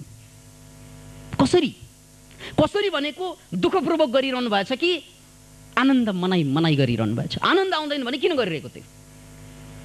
दुनियाँमा अरू पनि थुप्रै अप्सनहरू छन्, विकल्पहरू छन्। तपाईँले मात्र सङ्कल्प गर्नुपर्छ, विकल्प त आइहाल्छ। त्यसकारण तपाईँ पागल भयो भने, तपाईँ रोगी भयो भने त्यसको जिम्मेवार तपाईँ हो। किन भन्नाले तपाईँले जुन कुरा मन पर्दैन त्यसलाई छोड्न सकेको छैन, जुन कुरा मन पर्छ त्यसलाई समाउन सकेको छैन, अथवा जुन कुरा चाहिँ तपाईँ समाइरहनु भएको छ त्यसलाई मन पराउन सक्नु भएको छैन। जुन कुरालाई मन पराउन सक्नुहुन्छ तपाईँ त्यसलाई चाहिँ प्राप्त गर्न सकिरहनु भएको छैन। त्यो त निर्णयको कुरा हो। अलिकति त साहस त चाहिन्छ मित्र, अलिकति जोस र जाँगर त चाहिन्छ मित्र, नत्र त मुर्दा हुन्छौँ हामीहरू। समाजले जे गर्यो त्यही गर्ने हो, समाजले जे भन्छ त्यही मान्ने हो भने जिउँदो लास बन्छौँ हामीहरू। हाम्रो अर्थ के त? मात्र टाउको मात्रै जी हाँ हुजुरमा टाउको मात्रै हलाउने हो भने, हरेकलाई सलाम मात्रै गरेर हिँड्ने हो भने त हामी गुलाम भइहाल्यौँ। होइन, जिन्दगीको अर्थ हो मैले देखेको सत्यलाई बाँच्नु, अरूले देखेको सत्यमा बाँच्नु होइन। किन भन्नाले अरूले देखेको सत्य उसको सत्य हो, मेरो सत्य होइन। उसले अर्कै किसिमबाट सत्य बुझ्छ, मैले अर्कै किसिमबाट सत्य बुझ्छु। त्यसकारण तपाईँको आमाको सत्य तपाईँलाई फिट नहोला, तपाईँको बाउको सत्य तपाईँलाई फिट नहुन सक्छ, स्वास्नीको सत्य फिट नहुन सक्छ, दाइको सत्य फिट नहुन सक्छ तपाईँलाई, भाइको सत्य फिट नहुन सक्छ तपाईँलाई, अथवा तपाईँको जातको सत्य फिट नहुन सक्छ, तपाईँको राष्ट्रको सत्य फिट नहुन सक्छ तपाईँलाई। तपाईँ त्यो सत्यमा बाँच्नु भएन। सत्य त तपाईँले आफ्नो पत्ता लगाउनु पर्छ, त्यही मात्रै तपाईँको सत्य हो। याद राख्नुहोस्, व्यक्तिगत सत्य पत्ता लगाउनु पर्छ हरेक मान्छेले। सामूहिक सत्य होइन, व्यक्तिगत सत्य। हरेकको व्यक्तिगत सत्य अलग अलगै हुन्छ। यो कुरालाई बुझेन भने हामी गोलमाल गर्छौँ। यो कुरा उदाहरण तपाईँहरूले बुझिरहनु भएको होला आशा गरौँ। सबभन्दा सजिलो उदाहरण त व्यक्तिगत सत्य भनेको तपाईँको आफ्नो स्वास्नी छ अघि, त्यो व्यक्तिगत सत्य हो। तपाईँको लोग्नी छ अघि, त्यो व्यक्तिगत सत्य हो। अब तपाईँको पो त्यो स्वास्नी, तपाईँको पो त्यो लोग्नी, जम्मैको स्वास्नी भन्नु त मिलेन। मेरो स्वास्नी भएपछि जम्मैको हो नि भन्नु मिल्दैन त्यहाँ, मेरो लोग्नी भएपछि जम्मैको हो नि भन्नु मिल्दैन त्यहाँ। That is the personal truth, personal fact.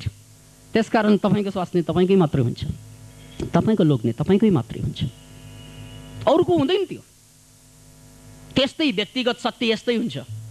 तपाईँको सत्य अरूको सत्य होइन, त्यो त्यसलाई सेयरिङ नगर्नुहोस्। त्यो स्वास्नी सेयरिङ गरे बराबर थियो, लोग्ने सेयरिङ गरे बराबर थियो। सेयर गर्ने त्यसलाई नो। तपाईँले व्यक्तिगत सत्यलाई चाहिँ बुझ्नुपर्छ। जसरी तपाईँको व्यक्तिगत स्वास्नी हुन्छ, व्यक्तिगत लोग्ने हुन्छ, त्यस्तै व्यक्तिगत सत्य पनि हुन्छ। त्यो व्यक्तिगत सत्यप्रति तपाईँ वफादार हुनैपर्छ। हरेक मान्छेको व्यक्तिगत सत्य छ। दुर्भाग्यवश हामीलाई समाजले, शिक्षाले, राष्ट्रले व्यक्तिगत सत्य चाहिँ देखाउँदैन, सामूहिक सत्यतिर तान्छ।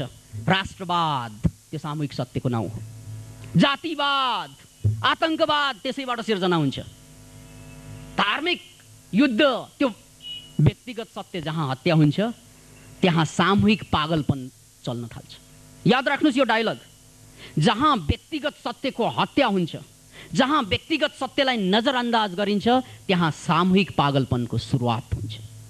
यो जति पनि आतंकवादहरू छन् दुनियाँमा, यो सामूहिक पागलपनको नमुना हो। यो किनभने सामूहिक पागलपन किन आयो त भन्नाले ती व्यक्तिहरूले व्यक्तिगत सत्यलाई देख्न सकेनन्, व्यक्तिगत सत्यलाई बुझ्न सकेनन्। जहाँ जहाँ व्यक्तिगत सत्य हत्या भएको हुन्छ त्यहाँ त्यहाँ सामूहिक पागलपनले चाहिँ संसारलाई पीडित पारेको हुन्छ। त्यसकारण मान्छेको धर्म भनेको त्यही हो कि आफ्नो सत्यलाई पत्ता लगाउनु। यही कुरालाई कृष्णले हजारौं वर्ष अगाडि गीतामा भनेको थियो, स्वधर्मे मरणम श्रेय परधर्मो भयावह। के भनेको यो? अब यहाँका थोथा पण्डितहरू, यहाँका ठोठा धार्मिकहरूले यसको उल्टो अर्थ लगाइदिए, जसको कारणले गर्दा मान्छेलाई अझ बढी चाहिँ व्यक्तिगत सत्यबाट विरत बनाइदिए। यही सत्यलाई युज गरेर हेर्नुहोस् त, साज जालसाज बडो गजब छ संसारमा। सत्यकै नाउँमा पनि भ्रम पैदा गरिदिन्छन् मान्छेहरूले। भ्रम पैदा गर्ने मान्छेले जहाँबाट पनि भ्रम बेच्छन्, उसको कामै भ्रम बेच्नु। ऊ भ्रममै बाँचिरहेको हुन्छ। जस्तै बुद्धिजीवी भनिन्छन् नि, ऊ भ्रमजीवी, यानि भ्रममा बाँच्ने। जसरी श्रमजीवी छन् दुनियाँमा, भ्रमजीवी पनि छन्, भ्रम बेची बेची बाँच्ने। किनभने स्वधर्मे मरणम श्रेय परधर्मो भयावह। यसको अर्थ के लगाउने तपाईँले? स्वधर्म भनेको के, परधर्म भनेको के? कतिपय मान्छेलाई दिग्भ्रम पार्ने डेमागोगहरूले के गरिदिएछ हामीलाई? स्वधर्मको मतलब यो त गीताबाट आएको कुरा, बुझिस्? त्यसकारण क्रिस्चियन हुनु हुँदैन, आफ्नो धर्म छोड्नु हुँदैन, हिन्दू नै बन्नुपर्छ।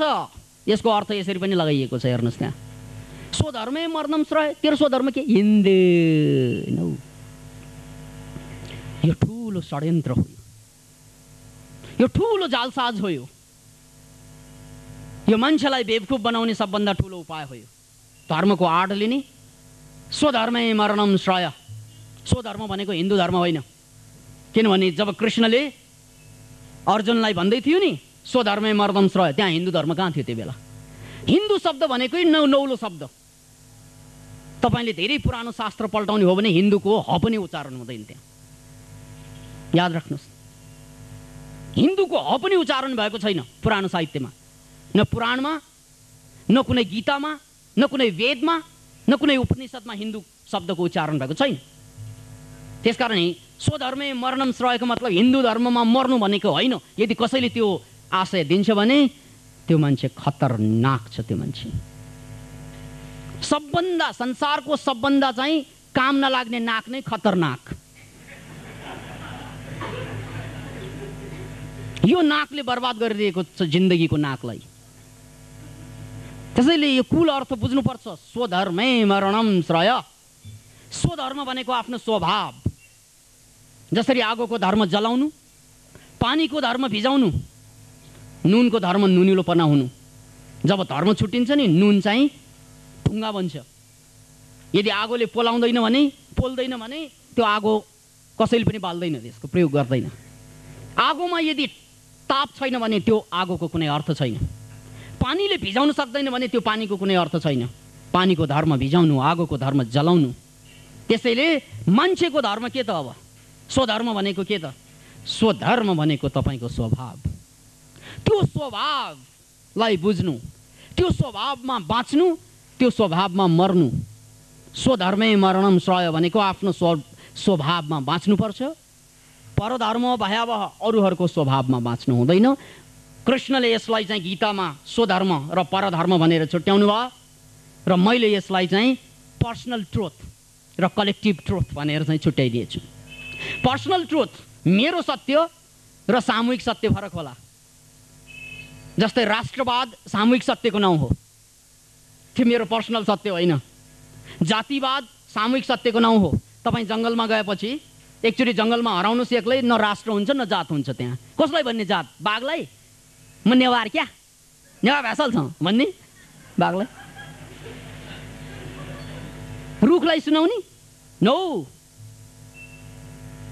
त्यसकारण तपाईँ जब समूहमा आउनुहुन्छ नि, एउटा भ्रम पैदा गर्नुभयो तपाईँले, म नेवार, म गुरुङ, म मगर। तू हिंदू बनेगा न तू मुसलमान बनेगा, इंसान की औलाद है इंसान बनेगा। यो नारा पो छैन हामीलाई। तर दुर्भाग्यवश हामी यो सामूहिक सत्यमा फस्यौँ। व्यक्तिगत सत्य हामीले हरायौँ। व्यक्तिगत रूपमा हामी मान्छे हौँ, सामूहिक रूपमा हामी हिन्दू, बौद्ध, जैन, सिख, नेवार, गुरुङ, मगर। मगर मान्छे होइन। मगर मान्छे होइन भनेको, मगर भनेको के? जात। नेवार त्यो कसरी मान्छे हुन्छ? जैन, सिख त्यो कसरी मान्छे हुन्छ? हिन्दू, बौद्ध कसरी मान्छे हुन्छ? त्यो त संज्ञाको नाउँ। मान्छे त तपाईँ पर्सनल्ली हुन्छ। त्यसकारण जब हामी समूहगत रूपमा आफूलाई विभाजित गर्छौँ, त्यो बेला हामी पर्सनल ट्रुथलाई छोडिदिन्छौँ, सामूहिक ट्रुथमा आइदिन्छौँ, अनि आतङ्कवाद सुरु हुन्छ संसारमा। किन भन्नाले अब व्यक्तिको आत्मको हत्या भयो। आत्मको होइन, आत्माको हत्या भयो। शब्द दुईवटा छ यहाँ, आत्म र आत्मा। आत्मा भनेको इसेन्स, आत्मा भनेको जसलाई म भन्छु। भौतिक रूपमा जसले झुन्डिएर मर्छन् या विष खाएर मर्छन् तिनीहरूलाई आत्महत्या गरेको भन्छौँ, आत्महत्या। तर जो पर्सनल ट्रुथबाट विरत हुन्छन् उनीहरूले आत्महत्या होइन, आत्महत्या गर्छन्। आत्माको हत्या, त्योभन्दा जघन्य अपराध। बरु झुन्डिएर मर्नु राम्रो त्योभन्दा त, विष खाएर मर्नु राम्रो त्योभन्दा त। किन भन्नाले विष खाएर मर्यो भने एकजना मात्रै मरिन्छ, तर आतङ्कवादमा लाग्यो भने लाखौँ मान्छेलाई डुबाएर छाड्छ यिनीहरूले। मान्छे र मान्छेको बीचमा बन्दुक तेर्छाउन लाउँछ यिनीहरूले। चैनसँग बाँच्न दिँदैन धरतीलाई, यो सुन्दर धरतीलाई कुरूप बनाइदिन्छ यिनीहरूले। त्यसकारण आत्महत्या गर्ने मान्छेहरू बरु बेटर हुन्छ आत्महत्या गर्नेहरू भन्दा। त्यसैले हामीले यहाँनिर चाहिँ डेफ्टमा गएर बुझ्नुपर्छ, स्वधर्मे मरणम श्रेय परधर्म भयावह। अरूहरूको धर्म जहिले पनि भयावह हुन्छ। अरूको धर्म भनेको के हो? अरूको स्वभाव। त्यो मेरो स्वभाव होइन। रविन्द्रनाथ टैगोरले एकचोटि बडो मार्मिक कुरा भन्नुभएको थियो। उहाँको कोटेसनलाई बुझ्नुहोस्, म्यान इज काइन्ड। म्यान भनेको मान्छे, एकजना मान्छे। Man is kind but men are cruel. याद राख्नुहोस् यो डायलगलाई। Man is kind but men are cruel. मान्छे, एकजना मान्छे बडो दयालु हुन्छ, तर समूहमा आइसकेपछि यिनीहरू जति निर्दयी कोही पनि हुँदैन। यो धरतीमा जति पनि बेइमानी र बेवकुफी बन्छन् नि, यो समूहमा चाहिँ जब मान्छे जोडिन्छन् र त्यो समूहले जब समूहको परिचय दिने र उसको वैयक्तिक स्वत्वलाई, उसको वैयक्तिक सत्यलाई हत्या गरिदिन्छ, त्यो बेला आतङ्कवादको सिर्जना हुन्छ। किनभने अब मान्छे बाँच्नको लागि होइन, मर्नको लागि राज्य हुन्छ। याद राख्नुहोस्, व्यक्तिगत रूपमा जब हामी व्यक्ति हुन्छौँ बाँच्नको लागि हामी तयार हुन्छौँ। हरेक मान्छे बाँच्नकै लागि जन्मेको हुन्छ। जीवनलाई उसले प्रेम गर्छ, जीवनलाई महत्त्व दिन्छ। तर जब उसले चाहिँ सामूहिक रूपमा आफ्नो व्यक्तिगत सत्यको हत्या गरिदिन्छ, त्यो बेला उसले अब समूहलाई बचाउन खोज्छ र व्यक्तिलाई हत्या गर्न राजी हुन्छ। अमेरिकाको आतङ्कवाद जुन अहिले भइरहेको हो त्यसको ज्वलन्त नमुना हो, उदाहरण हो। किन भन्नाले त्यहाँ व्यक्तिको महत्त्व रहेन, उनीहरू त मर्ने भइ नै गयो। आत्मघाती आक्रमणहरू त्यसकै नमुना हो कि जहाँ उनीहरू मर्नै भए, तर कसलाई बचाउने त भन्नाले उनीहरूको आन्दोलनलाई बचाउने रे, अभियानलाई बचाउने रे। यो हाम्रो सबभन्दा ठुलो मान्छेको दुर्भाग्य हो। त्यसैले यो दुर्भाग्यबाट हामी मुक्त पाउनु छ भने पहिलो कुरा त बुझ्नुपर्छ, व्यक्तिगत सत्य पत्ता लगाउनु पर्छ कि के हो त व्यक्तिगत सत्य। हरेकको व्यक्तिगत सत्य अलग हुन्छ र त्यसको मामलामा म अर्को पनि उदाहरण दिन चाहन्छु व्यक्तिगत सत्यको। व्यक्तिगत सत्य भनेको तपाईँ जहाँ हुनुहुन्छ, जुन अवस्थामा हुनुहुन्छ त्यहाँबाट निर्धारित हुन्छ व्यक्तिगत सत्य। त्यसको उदाहरण मैले धेरैपल्ट पनि दिएँ र अहिले पनि त्यही उदाहरण दिएर यो कुरालाई अगाडि बढाउँदैछु। जस्तै यो बिल्डिङ, यो धराहरा पार्टी प्लेसको बिल्डिङ पूर्वमा पर्छ कि पश्चिममा पर्छ कि उत्तरमा पर्छ कि दक्षिणमा पर्छ, छुट्याउनु पर्यो हामीले। अब एकचोटि जनमत सङ्ग्रह गर्नुहोस्, चारैतिर घुम्नुहोस्, जनमत सङ्ग्रह गर्दै लगत लिनुहोस्। धराहरा पार्टी प्यालेस कहाँ पाउँछ नि? यदि जनमत सङ्ग्रह गर्ने हो भने धराहरा पार्टी प्यालेस अथवा धराहरा कहाँ पर्छ? पूर्वमा पर्छ भन्ने निदो आउँछ? नो। पश्चिममा पर्छ भन्ने निष्कर्ष आउँछ? नो। उत्तरमा पर्छ भन्ने निष्कर्ष आउँछ? नो। दक्षिणमा पर्ला? नो। धराहरा अथवा धराहरा पार्टी प्लेस कतिलाई पूर्वमा पर्छ जो पश्चिममा बसिरहेका छन्, कतिलाई पूर्वमा पर्छ जो पश्चिममा बसिरहेका छन्, कतिलाई चाहिँ पश्चिममा पर्छ जो पूर्वमा बसिरहेका छन्, कतिलाई दक्षिणमा पर्छ जो उत्तरमा बसिरहेका छन्, कतिलाई दक्षिणमा पर्छ जो उत्तरमा बसिरहेका छन्, कतिलाई दक्षिणमा पर्छ जो उत्तरमा बसिरहेका छन्, कतिलाई दक्षिणमा पर्छ जो उत्तरमा बसिरहेका छन्, कतिलाई त तल पर्छ तल जो माथि बसिरहेका छन्, कतिलाई माथि पर्छ माथि जो तल बसिरहेका छन्, कतिलाई धराहरा पार्टी प्यालेस जहाँ पनि पर्छ जो घुमिरहेका छन्। लज्जा।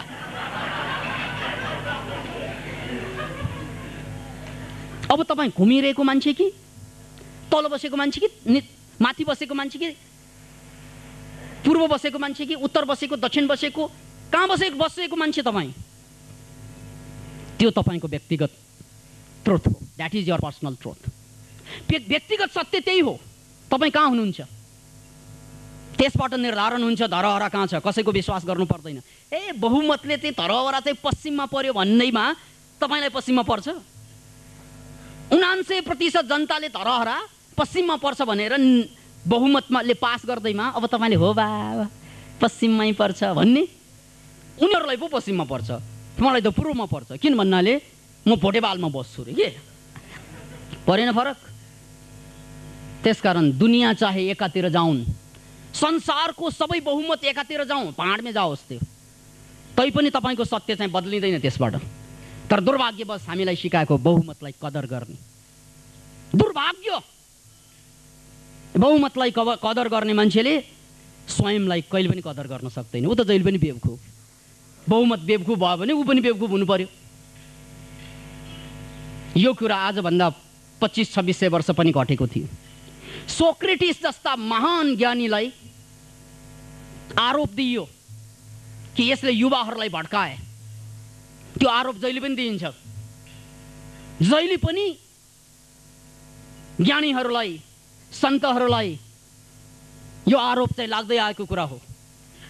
सोक्रेटिसलाई पनि त्यही आरोप दिइयो कि यसले चाहिँ युवाहरूलाई भड्काए, पुराना देवताहरूलाई त्याग गरे रे। यस्ता आरोपको कारणले गर्दा त्यहाँ चुनाव भयो।